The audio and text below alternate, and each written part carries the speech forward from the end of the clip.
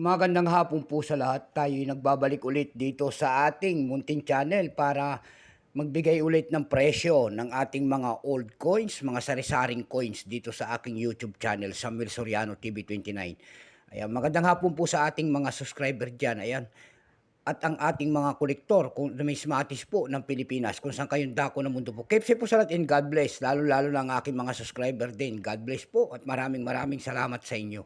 Maraming salamat din po sa nanonood doon sa aking FB page. Ayan, Samuel Soriano. Lahat po na nakapalo sa akin doon. Thank you so much sa inyong lahat. Ayan, lalo-lalo na yung mga paminsan-minsan, baka may mga nagsisend po ng star, ay thank you so much sa inyong lahat.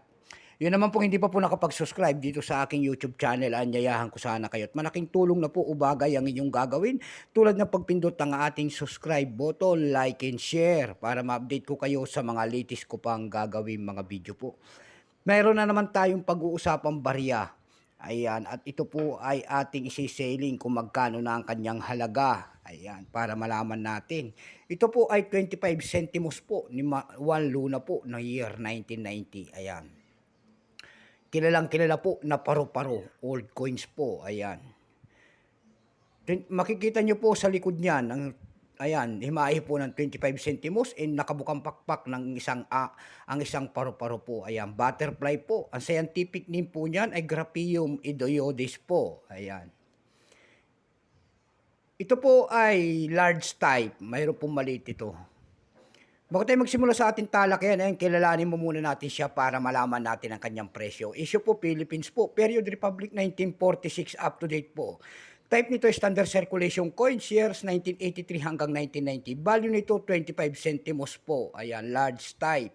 Currency piso 1967 up to date po. Composition niyan ay brass. May bigat lamang itong 3.9 grams. May habang 21 mm. May kapal po naman itong 1.68 mm. Hugis po, bilog, orientation, middle alignment. Itinigil naman ang paggamit sa barya na ito ng Pilipinas noong January 2, 1998. Number N-2462. Reference number KM-241-1. Siya po si Juan Luna. Ayan, ang kanyang imahe po dyan.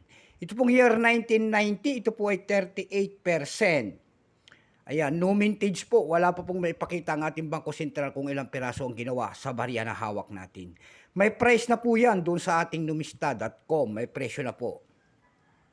Yung kanyang very fine ay 18 pesos. Ay 18 pesos, nabubulol na. Extra fine 19 pesos. Almost ang circulated ay 27 pesos. Ang circulated po nito ay 54 pesos. Dako tayo sa kanyang presyo. Ayan. Doon sa ating eBay na platform po, mayroon tayong makikita nagbebenta doon ng $4.49.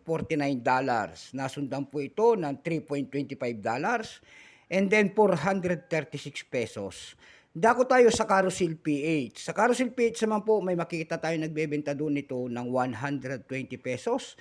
Nasundan po ito ng 90 pesos. Ayan lamang po ang ating may babahaging kanyang presyo. Keep safe po sa lahat and God bless.